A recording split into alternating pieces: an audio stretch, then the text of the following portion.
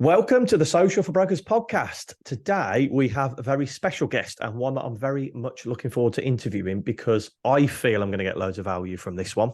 And I'm going to tell you who it is very shortly. If you're watching on YouTube, you might already recognize his face.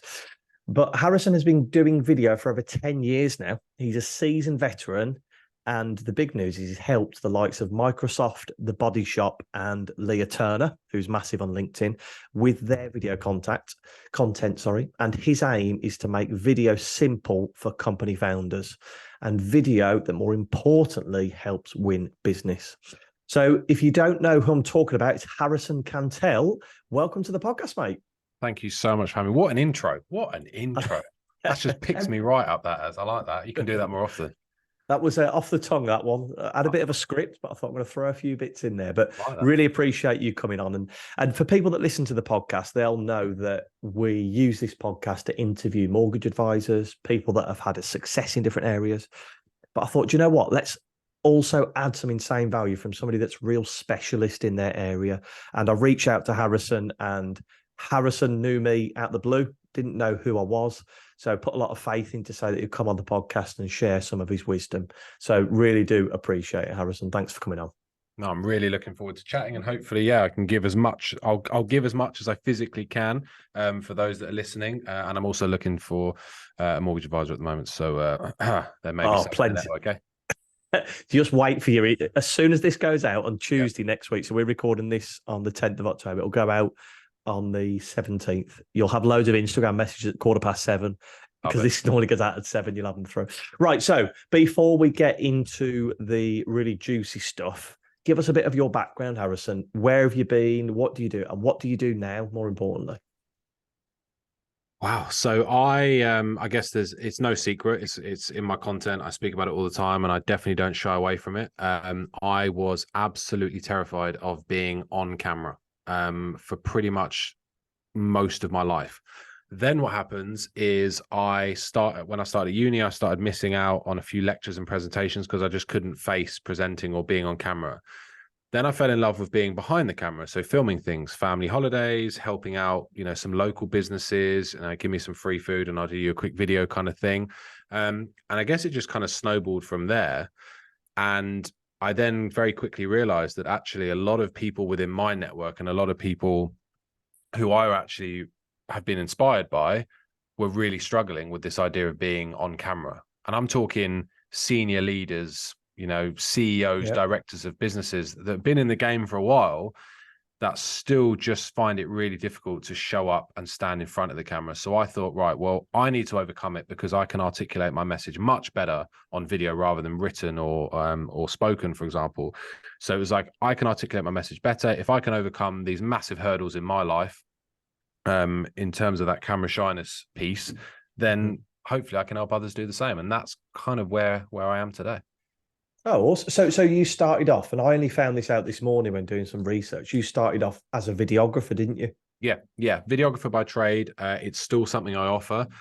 I've had many, many coaches over the years, Chris, that have said to me, look, stop it. Stop doing wedding videos. Stop doing video. Focus on the coaching. And I've said no, because it's a passion and I love doing it. And although it takes a lot of time, obviously filming and editing for stuff, I love it. It's the face-to-face interaction. It's the transformations. It's allowing businesses to showcase and show off what they do. And it's the best way of doing it through video, right? Otherwise, it's very difficult to understand actually what goes on inside a business. And seeing the reactions and the responses from people when they see a kind of day in the life video of their own business, it's priceless. You love that interaction and delivering them something, because coaching, it's fantastic. I've had coaches, I've coached people in certain areas, but sometimes it's a thankless task. It's never completed, is it? And that's the great thing. You can always improve. But like you're talking about there, you can deliver a package service and say, right, you have paid for X service and this is what you've got. And people, it's tangible, isn't it? I suppose it's more of a transaction rather than an ongoing thing, isn't it? Yeah, and also on the flip side, if you look at coaching, which is a model that is hugely popular, more popular than ever now, right? Everyone's a coach. It can be quite energy zapping. You're giving 110% of your energy to someone for an hour. I mean, if you have 2 coaching calls in one day, I used to struggle with that. It's because the energy you're giving to that individual, you're giving everything you can in that 1 hour. So I knew that that was a challenge, and that was actually causing me to sometimes get quite unwell because I was using that much energy in that, and I was then struggling, with simple tasks at home, for example. So yeah, I think for me, it's all about balance. I think I've finally found that kind of sweet spot of what I need to be doing, and videography is definitely something that is going to be offered by H Creative, my business, for the foreseeable. Awesome. Stick to what you love. Stick to That's what you love. So, how do you help clients today, Harrison? What do you help people with? So it's a two-prong attack. The first is overcoming camera shyness, going from camera shy to camera confident. That's the ultimate goal. People from all different walks of life, but predominantly business owners, people that need to create content and put themselves out there in order to bring more leads and more attention and traffic to their business. So there's the camera shyness, camera confidence model, which is what I help people with. And there's some very specific ways that I do that, ways that have worked for me and hundreds of other people. Then the other side of it is more of a done for you kind of package where myself and the team help you script your videos based on some prompts that we send across, and through those scripted videos that all conform with your strategy and marketing approach, we then get you to go and film them, and we take care of the editing. Because I found that editing, Chris, is something that people are absolutely terrified with. Like the moment you say it, go and edit a video to someone, they instantly freak out. And I thought, you know what? I'm not a massive fan of editing, to be honest. But my team are, so I love the scripting and the actually bringing the videos and the ideas to life, which is something I know a lot of people struggle with. They have an idea. It's like, how do you articulate that well on video to represent you and your brand? So I help with that part, along with the accountability, and then the team take care of the editing. So essentially, you've got my clients at the moment are getting 20 to 30 videos out every single month, and they're totally done for them. Wow, fantastic. So if it is something that you're confident on camera, they can jump on with you and have a chat about trying to increase that confidence as well. Okay, so I saw a video of yours actually today, and it was talking about how to find topics to make videos about. Because we've all done it. We've sat there Monday morning going, what the hell do I post about this week? And we help clients with that at the moment. We do their social media posts for them. But if they're talking about video, you said take the comments from your videos and answer them. Okay. So what I'm going to do then is do a bit of a quick fire of questions that we're asked on a weekly basis by mortgage advisors, and probably a lot of questions that people are asking themselves listening to this podcast. So the first one is, do I need a big fancy camera to start recording videos? Absolutely not. The one thing that no one listening or watching this podcast should do is go and spend any more money on equipment for filming, because every single piece of equipment ends up just being a barrier. Mm-hmm. There is a device that is never more than 3 feet away from us at all times, and that is called a mobile phone. 99% of us have a smartphone. If you have a Nokia 3310, I cannot help you with this one. But I presume that most people listening and watching have a smartphone. Use it. It has a great camera on it. It also films portrait for you, so you can upload it straight to Instagram or LinkedIn or whatever chosen platform you have. So that's the first thing. So that's the filming out of the way. That's also the editing out of the way, because you've got apps like InShot, CapCut, CapWing. There's loads of them, loads that are totally free to use. So that's filming and editing is all done through your phone. I have 2 DSLR cameras at my disposal at any one time. I still use my phone to film all of my content. Wow. And guys, if you watch Harrison's content, it looks as if it's been shot on a DSLR, but you've obviously shot it in portrait mode. So, sorry to jump in there. I'm just saying, use your phone, guys, opposed to these cameras. 100%. And I think, if you're scared of the camera at the moment, £3,000 worth of flashy equipment in front of your face is definitely not going to put you at ease. Like, trust me, it's way more scary. Think about someone running up to you in the street with a microphone and a news camera, you'll freak out. Okay. So that's the first thing. So editing and filming is taken care of on your phone. For lighting, this is super technical, right? In your home, look around you right now, or in your office, look around you right now for anyone listening and watching. Find that transparent thing called a window and stand in front of it. It is as simple as that. Natural lighting is the best form of lighting. If you stand in front of a window compared to standing in front of a ring light, for example, you are much going to prefer how you look in front of the window rather than the ring light. I can guarantee you that. Okay. So using a window, and the point is breaking down the barriers. Right? There's no one listening or watching that probably, I'm pretty sure everyone has access to a window, right? Everyone has access to a smartphone. So they're the two things you need to get started with video today. Anything else is a bonus, and we can work on that. But firstly, find your flow with using those two things, the window and the phone. Then we can worry about all the other fancy stuff that comes with it. Love that. Obviously, I've heard lots of people speak about the phone, but the window seems so simple. I always say to people, go and pick up a ring light off Amazon for 20 quid. But I suppose, yeah, window it gives you the best. And I suppose it doesn't throw you as much, does it? If you're starting out in video, you're not staring at a big ring light. You're actually staring at, you know what I mean? It might be the garden, it might be the front. Do you know what I mean? That's a great idea. I love that. Okay.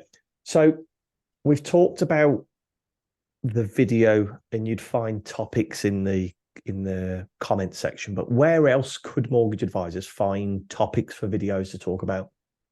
Yeah, so I mean, I personally believe that we're surrounded by content ideas, and I think sometimes we actually try and look too far outside of what's actually under our nose. Comment section, obviously, any DM message conversations that you're having with prospects or whatever, sales calls, for example, or face-to-face discussions with prospects, all of these form, the basis of content ideas, because they're often, these prospects are sharing pain points with you. What are they finding challenging? Great, that's what you can create a video around. There are other ways. There's a website which is totally free to use, which is www.title-generator.com. Put your keyword or niche in there, so mortgage broker, for example, and it will give you 700 pieces of content with one click. Now, not all of them are going to be applicable, but that's 700 more ideas than you had already. At best, 100, 200 of them are absolutely bang on, and you can go and use them straight away. So then essentially you've got just under a year's worth of content from one click of one button. So that's like a side note. That's something, a tab you should always have open, and it's a good to fall back on.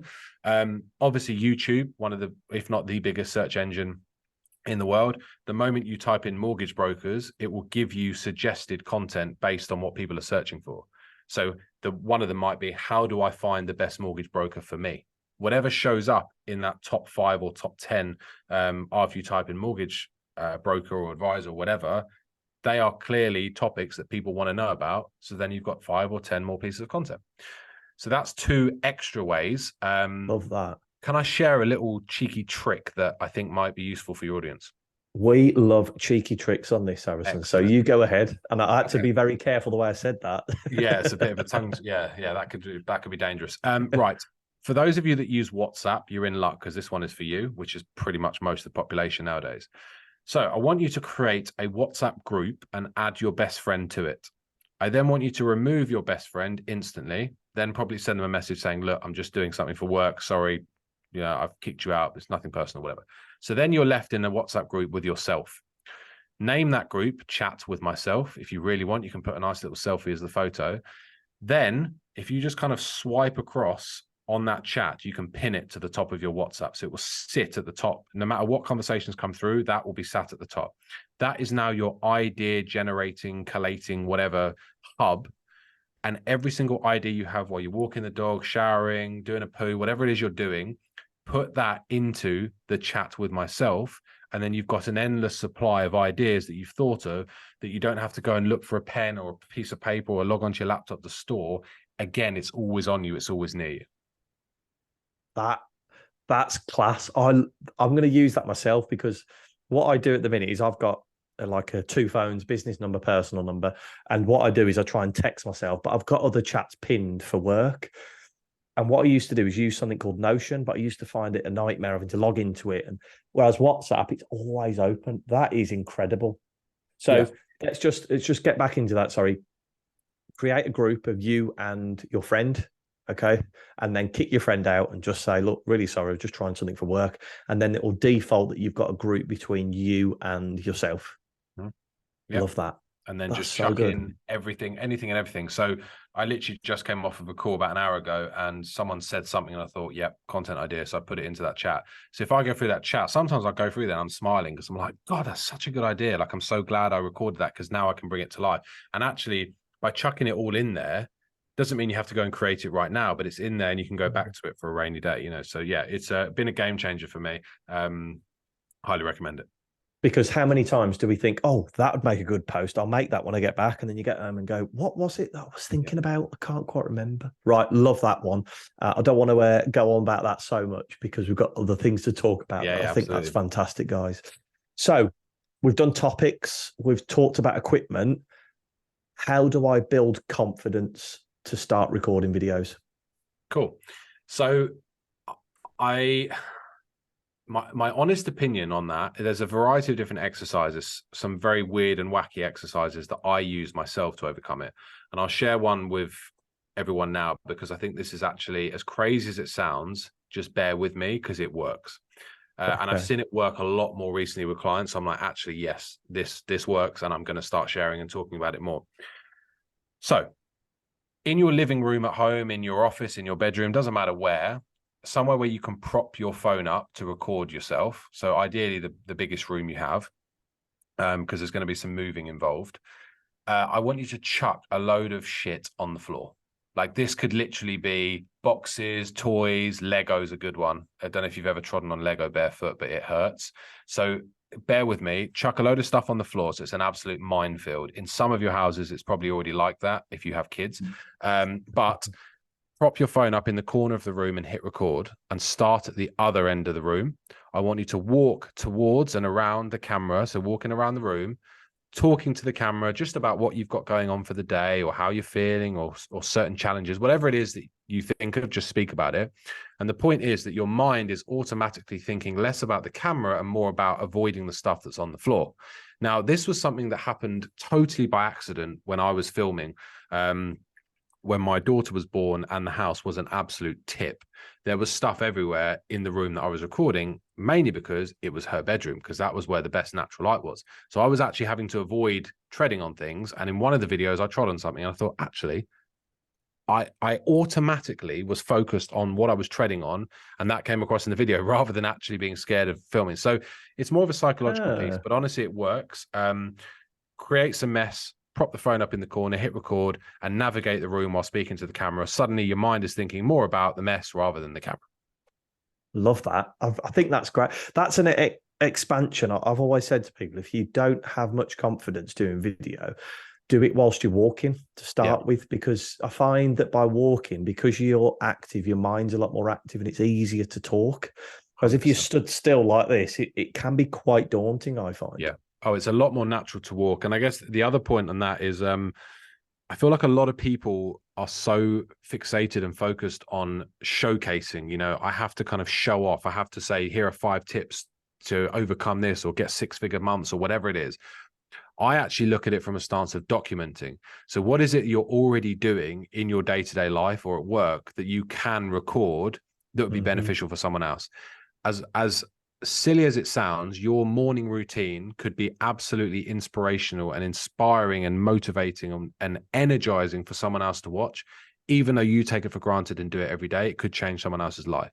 So more so documenting what you're doing right now, rather than going for this kind of, I'm the best, this is why. It's documenting what you're actually doing right now, because it can actually change people's lives. I love that. We did it in a recent email. People might find, you might find it mundane, but somebody else might find it incredible. Yes. And that's exactly what you've said there. It's your daily routine. People might want to see that morning and calls them to action. Perfect example. There was a mortgage advisor a few years ago, and they weren't quite sure how to use Instagram stories. And I said, right, upload one of the most basic things that you do every day, and I promise you it will work. And what she did was just did a little video of an affordability calculator. This is how much Mr. and Mrs. earn. This is how much they have expenditure each month, as an example. And this means that they'll be able to afford about 150 grand. 3 people she had contact her off the back of that going, oh my God, didn't realize that's how you did it. To you guys as mortgage advisors, you might find something really boring, really mundane, but to us as Joe Public, we don't know how rates work. We don't know how deposits work. Do you know what I mean? That is the stuff that can really resonate with people. So I'm glad you've touched on that. Yeah, love the idea of just even recording your morning routine. That's a biggie, I think, because you're doing it anyway, and it's a piece of content, isn't it? 100%. What do I do if I keep stuttering on video, or I keep messing up, or I keep saying the wrong thing? Post the video as a blooper reel. Nice. One of the single best things I ever did. Was it? And then the second best thing I ever did with the bloopers was I basically contacted some of the biggest Instagram creators at the time when I started on the platform a couple of years ago. And I said, look, when you next record a video, if you get any bloopers, send them to me. I'm making a big blooper reel. And the whole piece was about how nothing is perfect. Nothing will ever be perfect. And even the biggest creators that you see that inspire you mess up all the time. And that was one of the best things I ever did, because it really, really kind of drove home that idea of, look, this is authentic, this is real, this is actually what happens. I make more mistakes when I'm filming videos than I do drop golden nuggets. Do you know what I mean? So my blooper folder is much, much bigger than my actual folder that, you know, has actual footage that I've used in. So yeah, the best thing you can do is share your imperfections or your mistakes, because everyone will relate to them. Love that. And those bloopers, I assume, become less and less as you do more and more, growing confidence. Do you find that? Yeah, kind of. Although I still mess up all the time, mate. But I think it's just because I'm constantly pushing myself to either film more or film better or deliver a message in a different way. And I look at social media and content as a big experiment. Like, you can predict all you like, but no one knows what post is going to do well and what isn't. Like, you get an idea based on your previous track record, but realistically, it's one big experiment, and just have fun with it. That's what I'd recommend, and that's what I'm doing. I love every second of it. I post twice a day on LinkedIn, 5 days a week without fail. I'm totally cool. You know, I can get stressed and overwhelmed easily, but I don't. And that's because I found a system with content that works for me, brings me leads, and I also really enjoy doing it. Interesting. And we'll get into that lead generation shortly. We've already been speaking 20 minutes, which is great. I love this. There's so much. So we've talked about the equipment, the topic, how to build confidence, and how to use the stuff that you think might be bad in terms of the stuttering into bloopers. Once I've got that video, you touched on it earlier. How do I edit those videos then? So the single best tool out there at the moment that I've found, and I've done a lot of research, as you can probably imagine, being a video guy, is CapCut. But when I say CapCut, I would always use the website rather than the app. I find the app a little bit fiddly. So CapCut, CapCut.com is a really, really great website. You can automatically generate your subtitles, which, by the way, every video nowadays should be subtitled. There's no excuse to not. Firstly, from an accessibility point of view. And secondly, it just ingrains the message in the viewer's mind. You know, they've got the visual, the spoken, and the written. You know, it's a 3-in-1. So CapCut's amazing. Yes, there are loads of fancy features on there if you want them. But firstly, just learn to kind of chop out the stuff you don't need that slow down the flow of the video. So then you're left with, you know, the prime example of an engaging and I guess a video that represents and reflects your business, and then add the auto captions. One thing I would say though, Chris, is that when it comes to editing, you've got to have the filming in mind as well. So when you're filming, don't rely on editing to fix things, right? So when you're filming, rather than doing the stop start, are you familiar with my just hit record method? No, please enlighten us. So a lot of people will film, they'll basically press record, they'll do their bit to the camera, they'll mess up, they'll press stop, then they'll press start. So they end up with like 10 clips and then they stitch them all together. Great. Unless you are really struggling with editing, that's not so great, because what happens is every time you press that red button, stop, start, stop, start, stop, start, you're telling your mind that you've messed up. So what I would recommend doing is just hit record and leaving the camera rolling for the whole duration until you're confident you said everything you need to. So I walk in the room, I hit record, I film my whole video, everything I need to say, then I press stop. Then I have the option to take stuff out. And there's 2 reasons for it. One, because then if I mess up, I'm not kind of linking the messing up with the camera, right? It's not the camera's fault, it's my fault, and let's keep going. And the second thing is, imagine forgetting to hit record during this filming process and you say something amazing and you're not even recording, because all that stopping and starting business, there is a risk of that. And every time you touch that phone, you're telling yourself that you've messed up. So leave the camera rolling, you're left with a, I don't know, 10-minute clip, whatever. Chop out the stuff in between that you don't need in there that kind of affects the flow of the video, and then you're left with the video that's ready to go out. That's a great tip. Is there any, I suppose, then when you're looking on the likes of CapCut, and this might be for people that are a bit more into video editing, you'll see a spike in the sound. Correct. As to where you can kind of chop out that middle bit. Exactly. Any kind of area of that video where you can see the audio is dropped, it's more than likely that you're not saying anything there. So then that can be removed. Wow, But that's great. It's super quick. It's literally a case of splitting the clip and then splitting at the end of the mistake and just deleting it. Chopping it out and then putting it into one. Love it. So if you are editing, I've never used the CapCut desktop. I've always only ever done it on my phone. And I am very guilty of what you've talked about there when you're doing videos. Normally I'll have, you can see it here. It's got a little remote for my tripod and I'll click it and then I'll go, oh, cut that up. And I know that's a negative reinforcement. Yeah. But then I have before pressed the stop thinking it was record and the record stop and missed out a 5-minute clip. I'm like, oh, I need to shoot that again. So I'm saying it all makes sense. Of course it does. This is what you do for a living. But I've done it myself. So it's great to hear you say it. Okay. So I'm glad you touched on to say that you do 2 videos per day for 5 days a week. If I am a mortgage broker, I've never done video before, and I start uploading video, how long does it take to start generating leads? It's a great question, and it's one that everyone wants answered, right? Including myself. So for one of my clients, it took 6 days to make £36,000 from video. Yeah.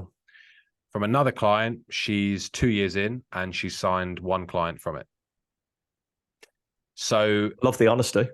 Yeah, and I mean, there's certain reasons and there's certain differences between the two. However, nothing is guaranteed.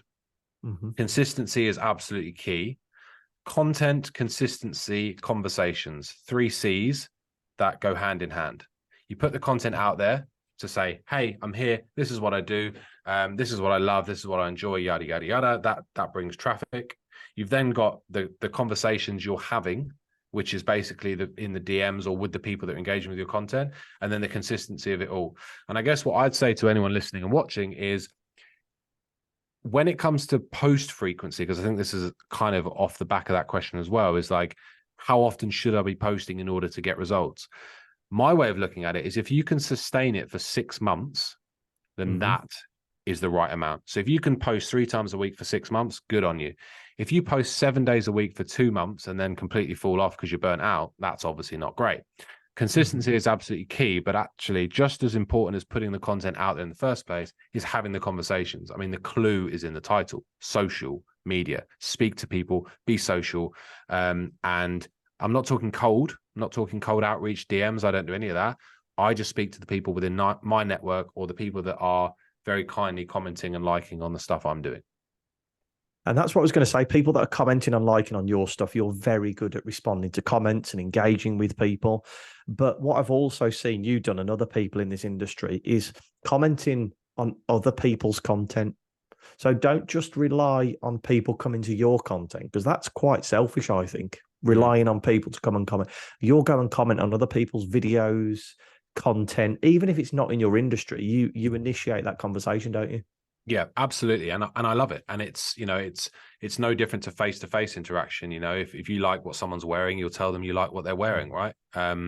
So it's exactly the same as social media. If I see a video and I think it's great, then I'll comment on it. If I see a post that I think is great or resonates with me, I'll comment on it. I never ever force engagement. I would never go, oh, I need to comment on this because I need to do 15 comments a day. Like, I don't have a strategy like that. I consume intentionally. If it inspires me, entertains me, educates me, then I'll engage with it. If it doesn't, it's gone. I remove it from my following or my connections or whatever. I'm only consuming intentionally, with the occasional kind of 4-hour binge into TikTok videos, but that's a whole different story. That leads me perfectly, because my next question was going to be TikTok. Now, everybody's talking about TikTok and everybody's right. If I get on TikTok, I'm going to make a name for myself. How have you ever looked, let's rephrase this question. Have you ever looked into TikTok trends, and how important are they? Because I notice with your videos, don't see much music, don't see any of these trends, dances, green screens, anything like that. You are just completely true to your own content. Have you ever looked into the TikTok trends? Yeah, it's a really good question. And I think it's something that is kind of drilled into us now, isn't it? Like TikTok is where the trends start. I'm always aware, and my ear is always on the ground for TikTok trends and just trends in general, because a lot of my clients benefit from these trends. For Okay. me, it's not important. Um, I'm actually quite against the idea of going viral. I've had a couple of videos go viral, both from a business and a personal perspective. And it's done nothing but damage things. And the reason I say Okay. that is because, firstly, if you're only going for viral, if you want the big numbers, the big views, whatever, it's not sustainable. It's very unlikely that all of your videos are going to go viral. So you're constantly fighting a losing battle. You're also kind of attracting people that 99% of them will never buy from you and are not fitting into your target demographic. I mean, if you're a coffee shop in Birmingham and you've suddenly just got 300,000 new followers from Dubai, it's very unlikely that those people are going to pop over for a flat white. So the way I look at it is, again, it's back to this consistency piece. It's back to enjoying it. If you are consistent and you enjoy it, it will work. Simple as that. Yes, you may have some videos go viral. Yes, you'll have some videos that flop, or content in general. It does not matter. The point is you can push through all of that and continue doing it. And that's where passion speaks louder, because at the start, you're going to make nothing. And you have to accept that it's very, very difficult to make money from just posting a couple of things, a couple of pieces of content out there. But if you're passionate about it, you'll continue doing it. And that's what you and I have done, and a lot of your clients and my clients have done. And it does speak volumes. I've seen it happen with two very different mortgage brokers on TikTok. So, likes of Glenn Russell, which a lot of people know in this industry, huge on TikTok, does the trends, does the trending sounds, does the characters where one of them's got a cap on and he's talking to himself. That's a great way to do it. Then there's another person, Anish Patel, and all he does, face the camera, what is a buy-to-let mortgage? Another video, how much deposit do I need? Very basic, very one shot, upload, done. Yeah. Those are two very different approaches, but exactly like you said there, they've been passionate about the way they deliver that. They've not tried to be anyone else. They've done what works for them. But sorry, I was just going to say, it's interesting with TikTok, because I've got a few clients of mine that will be like, oh, I'm much more confident and comfortable putting stuff out on TikTok than I am LinkedIn. I'm like, that doesn't make any sense, because on TikTok, you could potentially have 1 million people see it within a couple of minutes. On LinkedIn, it's very unlikely you're going to get that sort of traction.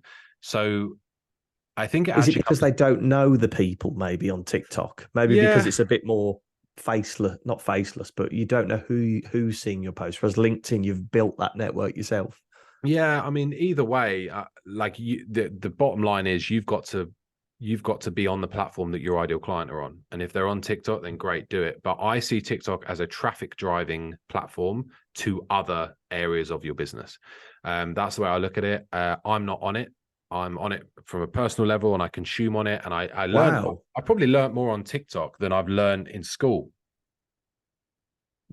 Can I just stop there? Because you Yeah. are a video content creation company for people. You do your own videos. You've made a very successful business out of video, yet you are not on TikTok. And I think I know the answer as to why, but can I ask why? Yeah, of course you can. And I think there's a few reasons for it. And I've never really thought that much into it, because uh every single client I currently have and have had over the last year, I'd say, none of them consume intentionally on TikTok. They are just on there passively scrolling because it's easy. I mean, I fall into a TikTok rabbit hole all the time. I tell myself I'm not going to, and then I'm watching someone carve a pineapple with a plastic straw. Like, it is lethal. But I know that my prospective or potential clients are not spending their time on There it there is. purchasing, they're consuming. Now, I could put some of my funny stuff on there and I might get a bit of traction. I'm not out for viral stuff. That's not what I want. I don't want that. I want to be networking and communicating with people that I can actually help. And those are on LinkedIn and Instagram. That's the answer I was going for, trying to get there, because you are on a platform where your clients hang out. Okay. If you were to put it on TikTok, yes, you might get 3,000 followers from Dubai, but what use are them to you if you can't go out and help them with their mortgage? And this is the thing. I think we see that TikTok is this huge thing and we've got to be on it. But actually, is it where your clients hang out? Could you honestly say, as a mortgage broker, a first-time buyer or somebody who needs a remortgage will seek their advice from TikTok? Yeah. Probably not. What they will do is maybe become familiar with you, that you can put them in the top of your funnel and drive them to a landing page or to a website. But I think we need to get away from this thing where TikTok's going to generate us leads or video is going to generate us leads. It'll only generate you leads if it's in the right place. And if you're enjoying it. Okay, that's one nice. of the key things. So the reason I can put out the content I am right now and consistently and very consistently is because I enjoy it. And for the first time in years, I can now say I enjoy it. It took a long time to find that sweet spot. And that sweet spot is now a strategy that I share with my clients, which is great. But it took me a while to get there. So I think you've got to think two things. Am I enjoying the time I'm spending on here and creating on here? Or am I just doing it because everyone else is? And are my ideal clients actually on here? Or am I doing this for clout? Am I doing this to kind of get those vanity metrics? Because it's a dopamine hit, right? And that's what it is. And I don't think it's healthy. No. How do you just said there, you enjoy it now. How do you get to the point where you enjoy it? You stay in your own lane and you do it every day in the way that you want to do it until you can then go, right, every Monday, I'm putting an hour in my diary to film videos. So I had to basically, it was a case of repetition and consistency, doing it every single day in the way that I wanted to do it to make sure that it worked for me. I had to focus a lot less on what other people were doing and the consistency and the style. People send me videos all the time like, mate, you should do one of these. And I'm like, you should do one. Because I don't want to hear That's it. not you. I'm not looking at competitors. I'm not looking at I'm inspired by people. I don't look at competitors. I don't spend any time doing it. Everything has already been done, Chris. There is nothing original nowadays. I don't care what anyone says. Everything has been done, but nothing has been done in the way that you're doing it. And that's the thing that people miss. They want to copy everyone else. Don't copy. Take inspiration, like at the very least or at the very most, take inspiration and then go and do your own thing. It's super important that you stay in your own lane, you stay true to yourself, because if you don't, you will burn out and you will feel absolutely vile. The most fulfilling feeling you can experience is knowing that you've been 100% yourself and then getting opportunities off the back of that, knowing that you've been 100% yourself to get those opportunities. Because when they pick up that phone and they're speaking to you, who is the same person on that video, exactly the same as if you write a blog or an article that's in your name. And this is where we won't get into it, but this is where AI comes in. That yes, you can get AI to write you a blog post, but will it actually sound like you? Will it share the same values as you? That's where we'll end. One final question about subtitles. So you said CapCut can add subtitles for you, and it's just a click of a button. Is there any benefit to adding subtitles within the platform? Like LinkedIn, you can add your own subtitles. Instagram, you can add their subtitles. Is there any benefit from like a search engine optimization point of view? Oh yeah, 100%. There definitely is. I think it's more about, so the reason I add my own branded captions, colors and a certain style is because to stand out from the crowd and also to stick in your mind. So although the auto captions on LinkedIn and YouTube and stuff are great, and it's so amazing that the platforms are supporting video in that respect. So that's like worst case scenario, use those. If you're not bothered about your branding, whatever, use those. But if you really want to stick in the mind of the viewer, then you want that kind of that 3 points that I mentioned of like visual, spoken and written all in one. It's much easier to remember. That would be my recommendation. That's interesting. Interesting to speak to us, pro. Right. Well, Harrison, we've taken up a lot of your time today. And before we ask for your details so people can help, we like to donate £10 to a charity of your choice as a thank you for your time. Which charity would you like us to make the donation to? So as today marks World Mental Health Day, and I'm a mental health advocate myself, I would absolutely love to donate to Mind. We will make that donation for you. Fantastic. Okay, so people want to know how to generate confidence on video. They want to know how to edit video. How can they get in touch with you, Harrison? So I spend 99% of my life on LinkedIn and Instagram, both of which my DMs are open 24/7. If you are finding it challenging to put yourself out there online, or you're not seeing the results that you feel you deserve, just message me. It's just a conversation. We can bounce some ideas around. I can sense check a few bits and bobs that you're doing. I'm a chilled guy, so just message me. I've been through a lot, both in the business and personally, so I can probably relate to some of the stuff you're going through, and I would absolutely love to support you. And if I can support you further, I absolutely will put an offer on the table, and we'll get started. Perfect. Harrison, thank you so much for coming on the podcast. Really appreciate your time. There's so much in there, and I've taken a few notes myself as well, to start integrating them into our business. So thank you very much. Thanks so much for having me. Cheers.